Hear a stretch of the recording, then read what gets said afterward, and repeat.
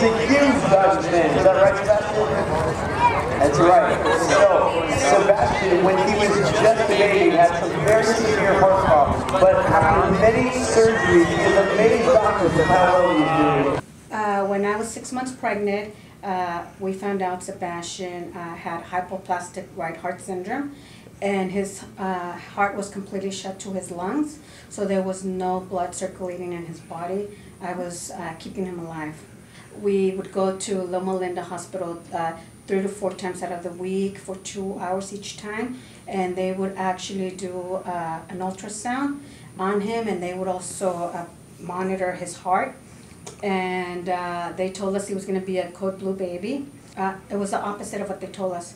Sebastian was crying non-stop, and as soon as I heard him crying, I just knocked out. And next thing you know, when I woke up, Sebastian is already in intensive care. They actually had to give him an open heart surgery when he was 6 days old. When he came out of surgery, Sebastian was not Sebastian. Sebastian was there I go. Sebastian was in life support, and Sebastian was not doing good whatsoever. He was very critical, and Dad and I, we wanted to keep our son, but after seeing how he was suffering, he was at this time 2 weeks old. We asked the doctor, when is enough?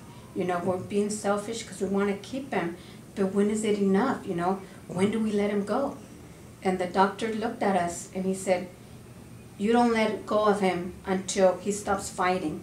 You keep on fighting. And he looked at Sebastian and he said, I see a young kid fighting, so you fight for him because you guys are his advocate. After that, we just continue enjoying Sebastian, trying to be a normal family as best as we could, but we would notice that Sebastian was different, and that's when we asked the school psychologist to test them. So she did. So she determined that Sebastian was autistic. Sebastian is our little miracle son. He's already 7 years old. He goes to his cardiologist every 6 months. And they do an echo and ultrasound on him, and so far so good. Sebastian's wish was actually just to spend one-on-one with Mickey for at least 10-20 minutes, right? So that was his wish. So next thing you know, they call us and they told us, well, not only is he going to get that, but he's going to get 5 nights, 6 days at Disneyland. They've been amazing. They've been extremely supportive. I mean, look, we're at the Quakes. We're at the Quakes because they wanted to let him know that his wish was granted, and they made it extremely special for him. He was extremely excited to be out in the field, and I think that if it wasn't for Make-A-Wish, this wouldn't have happened. So Make-A-Wish will always be thankful to them, and we thank God that He put them in Sebastian's path, because wow, just seeing our child out there the way he was and the way I'm sure he is right now, it's something we will never forget. So we thank the Make-A-Wish for that.